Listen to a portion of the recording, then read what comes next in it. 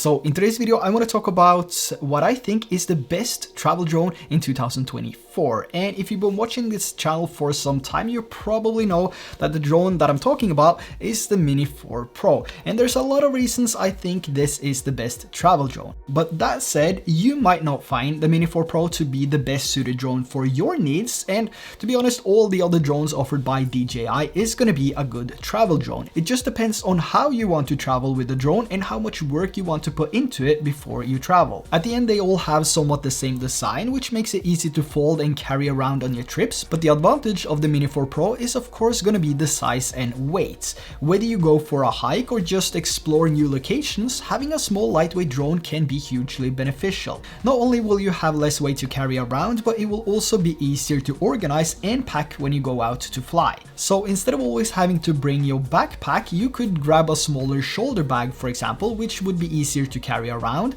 But this also relates to all other mini drones like the Mini 3, Mini 2 and the Mini drone.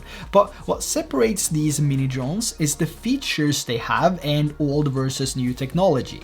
So with the Mini 2, for example, you're limited to 4K 30 FPS and you don't have the D-Log-M color profile or the D-Cine-alike. And there's no omnidirectional sensors either, so if you're a brand new drone pilot, you might find yourself limited due to the lack of sensors.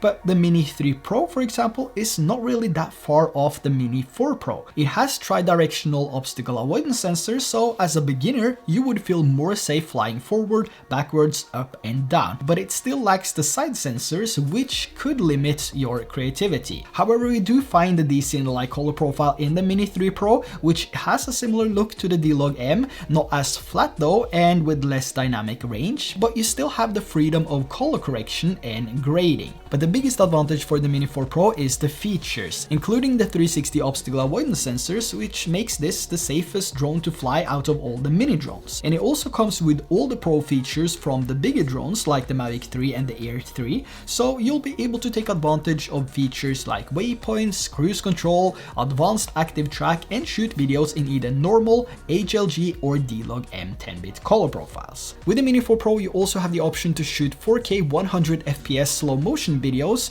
which makes this the most capable travel drone in my opinion. But the low weight of the Mini 4 Pro can also be a disadvantage because you might hold off when it's windy. Even though the Mini 4 Pro is actually quite capable when it comes to high winds, it's always better to take it safe. So for windy flights, it's probably better to go with something like the Mavic 3 or the Air 3.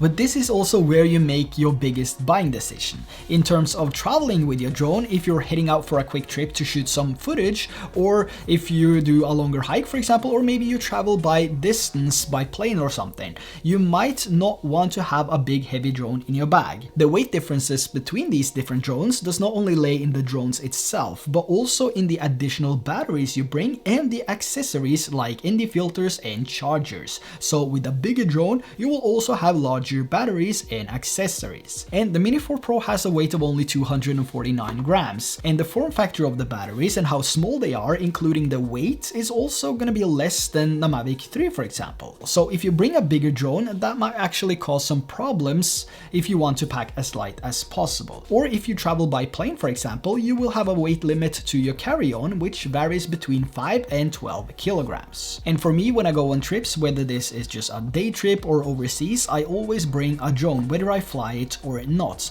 And if I'm gonna bring a bigger drone, it will only add unnecessary weight that I need to carry around anyway, even if I use the drone or not. And another benefit with the Mini 4 Pro is that this is a 249 gram drone. So depending on which country you travel to, you might be limited to what drone you can fly. So it's important to do some research before you go. But having a sub 250 gram drone will allow you to fly in most countries compared to having a larger drone. And with a larger drone, you might also have to go through an application process depending on the country you're traveling to in order to fly your drone legally, which is something to think about. And another major benefit with the Mini 4 Pro is how quiet this is compared to bigger drones.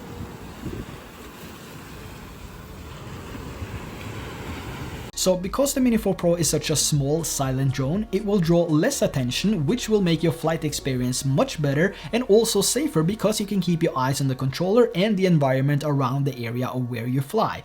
And there will always be people out there, no matter where you fly, that will just hate you because you fly a drone. So the advantage of the Mini 4 Pro is the low noise level, which will lower the risk of encountering these people. And for a lot of people, including myself, the price is a huge factor. I think we all want to get the best bang for the buck, and I also bought the Mini 4 Pro with my own money, so this was not sent to me by DJI. But what makes this drone so popular is the slightly more affordable price compared to something like the Air 3 and the Mavic 3 Classic, for example, especially when it comes to what you get for the price you pay.